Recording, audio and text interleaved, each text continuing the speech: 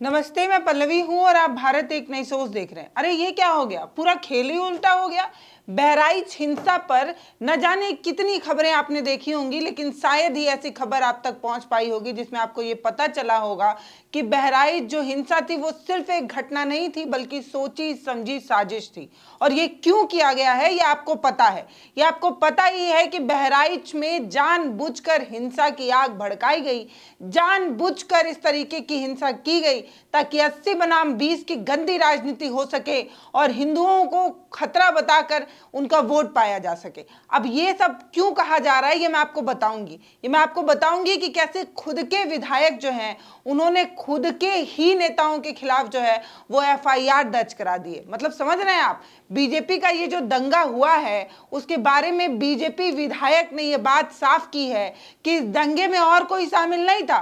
BJP के खुद के कई नेता जो है इसमें शामिल थे और बीजेपी विधायक के कहने पर जब पुलिस एफआईआर लिखती है तो एफआईआर में नामजद लोगों का नाम लिखकर ये बताया जाता है कि इस दंगे में कोई और नहीं बल्कि बीजेपी के तमाम नेताओं का नाम शामिल है। अब आपको सोचकर हैरानी हो ही रही होगी कि बहराइच जैसी इतनी बड़ी हिंसा में आखिर इस तरीके का दंगा क्यों भड़का और अब इस तरीके के नाम क्यों आ रहे हैं। लेकिन उससे पहले मैं आपको एक कहानी बताना चाहती हूँ, एक वीडियो बताना चाहती हूँ। सोशल मीडिया पर 1 मिनट का वीडियो वायरल हो रहा है। ये दैनिक भास्कर का वीडियो है। इसमें ये बताया जा रहा है कुछ 2 दंगाई जो हैं वो कुछ नशा करते नजर आ रहे हैं, पता नहीं गाजा वाजा क्या ही कर रहे हैं, कुछ तो वो नशीली पदार्थ को बना रहे हैं और एक हिडन कैमरे से उनकी बात को रिकॉर्ड किया जाता है दैनिक भास्कर के रिपोर्टर के द्वारा।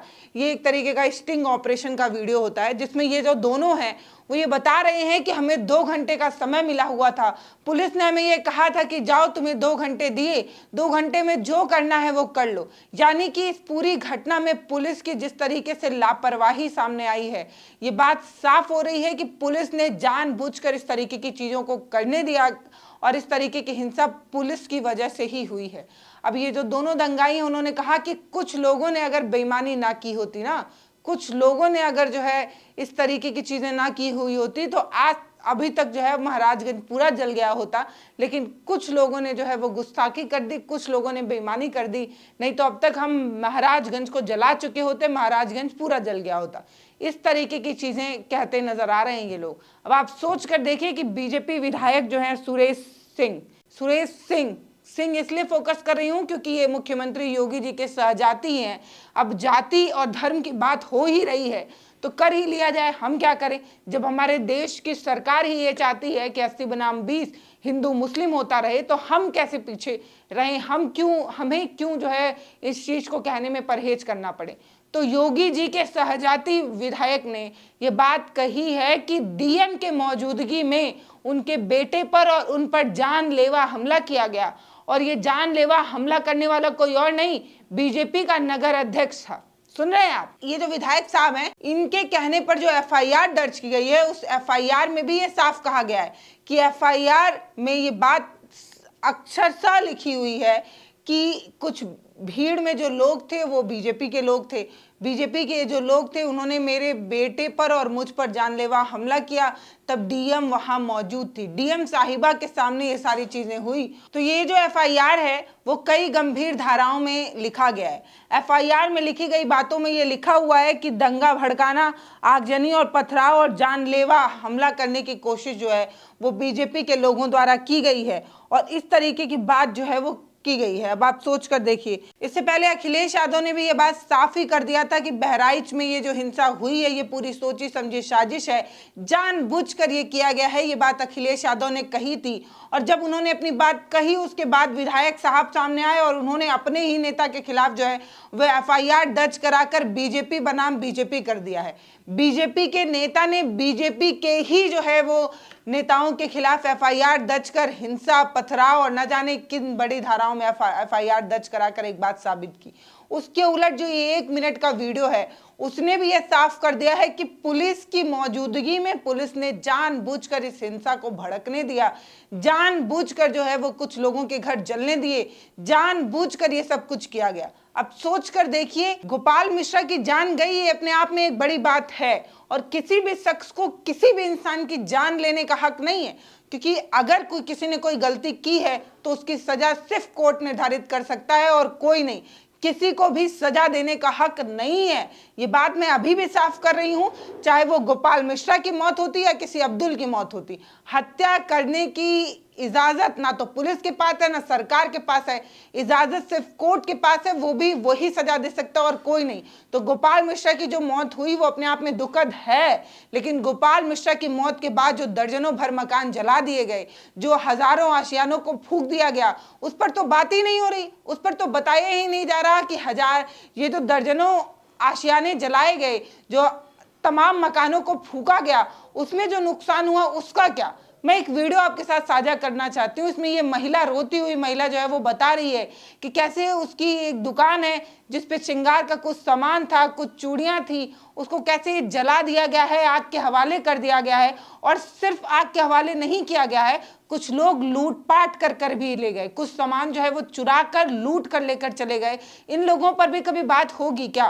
गोपाल मिश्रा की मौत हुई वो अपने आप में दुखद है, उन पर कार्रवाई हो, जिन लोगों ने इस तरीके की घटना की है उन सबको सजा मिली। लेकिन जो दर्जनों मकान जिन दंगाइयों ने फूंक दिए, जिन दर्जनों मकान के आशियानों को जला दिया गया, आग के हवाले कर दिया गया, तोड़फोड़ कर दी गई, उसका क्या? उस पर भी कभी बात होगी? इस महिला का वीडियो देखिए। तो महर्षि विधायक सुरेश्वर सिंह जो बीजेपी के विधायक हैं, उन्होंने अपने ही नेताओं के खिलाफ जो है वो एफआईआर दर्ज कर दी है। भारतीय जनता पार्टी के युवा मोर्चा अध्यक्ष अर्पित श्रीवास्तव, इनका नाम जो है वो एफआईआर में लिखा गया है और बताया गया है। इसके अलावा और भी कई नाम है। अर्पित श्रीवास्तव जो भारतीय जनता पार्टी युवा मोर्चा के अध्यक्ष हैं, इसके अलावा अनुज सिंह हैं, इसके अलावा शुभम मिश्रा हैं, ये तमाम मनीष चंद्र शुक्ला हैं, ये तमाम 8 लोग हैं जिनका नामजद जो है वह एफआईआर लिखा गया। इसके अलावा कुछ लोग ऐसे हैं जो अज्ञात हैं। तो इस एफआईआर में 8 नामजद नेताओं के नाम में से कुछ ऐसे लोग हैं जो बीजेपी के नेता हैं और बीजेपी के खुद के विधायक ने, जो योगी जी के सहजाती हैं, उन्होंने जो है ये एफआईआर लिखाई है और अपने ही नेताओं के खिलाफ जो है वो मुकदमा दर्ज करा दिया है। सुरेश्वर सिंह के एफआईआर में बहुत सारी ऐसी चीजें हैं जिस पर ध्यान जाना चाहिए। सुरेश्वर सिंह के ये जो एफआईआर है उसमें ये साफ लिखा हुआ है कि डीएम के मौजूदगी में मेरे और मेरे बेटे पर जानलेवा हमला करने की कोशिश बीजेपी के नेताओं की तरफ से की गई। और इसमें एक बात साफ है कि प्रशासन नाकाम है यूपी का, और प्रशासन के मौजूदगी में अगर इस तरीके की चीजें, अब डीएम जैसा अधिकारी, एक बड़े लेवल का अधिकारी जिसके साथ खुद कई सुरक्षा इंतजामात होते हैं और खुद विधायक साहब के साथ भी उनके सुरक्षा गार्ड होते हैं, इसके बावजूद भी अगर उन्हें अपने जान का खतरा महसूस हुआ तो ये है यूपी व्यवस्था का लॉ एंड ऑर्डर।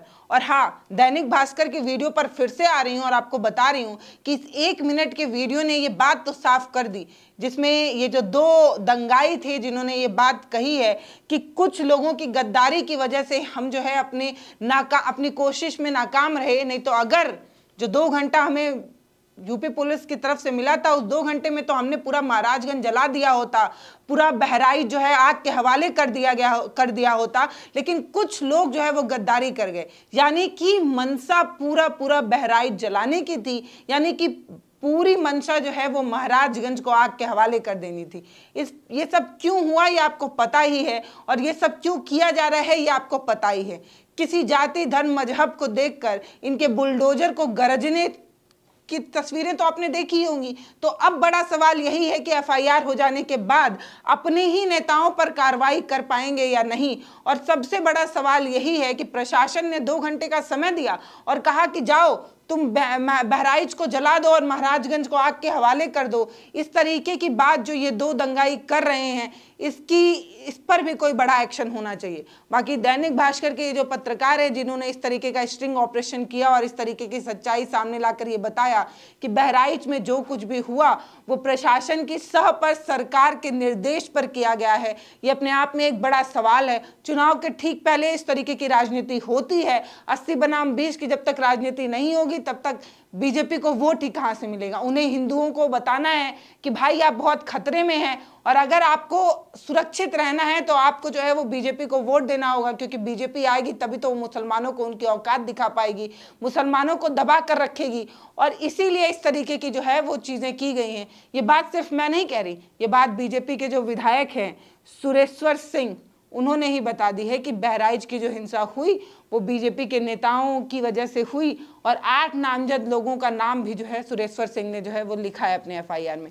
बाकी एफआईआर की कॉपी आपके साथ साझा की जा सकती है और इसमें ये दिखाया जा सकता है कि देखिए असली चेहरा और समझ जाइए कि चुनाव के ठीक पहले हमारे और आपके बीच जो सौहार्द है, जो प्रेम है, उसको जानबूझकर आग लगाई जाती है और समय रहते रहते उसमें घी डाल डाल कर उसे भड़काया जाता है, और ये शय जो मिलता है वो प्रशासन की तरफ से मिलता है और हम और आप आपस में लड़ते रह जाते हैं। एक बात समझ कर रखिए कि ना तो हमें हिंदू से खतरा है और ना हमें मुसलमान से खतरा है। हमें खतरा है तो अपने देश के इन गंदे राजनेताओं की वजह से, जो जानबूझकर हमें लड़ाते हैं, भिड़ाते हैं और हमें जो है वो आग लगाते हैं, और इसी आग पर अपनी राजनीतिक रोटी सेक कर मस्त दूसरे के घर में जाकर बिरयानी खाते हैं। बाकी नमस्ते, मैं पल्लवी हूं, आप भारत एक नई सोच देख रहे हैं। अगर अब भी आपको समझ में ना आया हो तो अब से सचेत हो जाइए, क्योंकि खुद के बीजेपी के विधायक ने ये बात साफ कर दी है कि बहराइच में जो कुछ भी हुआ है, और दैनिक भास्कर की वीडियो ने भी साफ कर दिया कि बहराइच में जो कुछ भी हुआ है